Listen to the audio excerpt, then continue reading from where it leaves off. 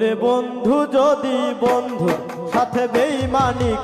আমি আমার আল্লাহর উপর সব সময় ভরসা করি।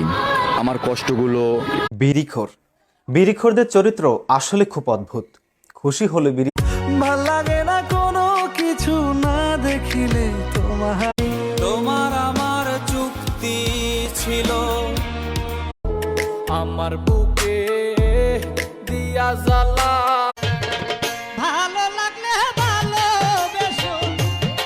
ও তুই একটা নিশি জাগিয়া দেখ কত জন প্রেম কইরো না।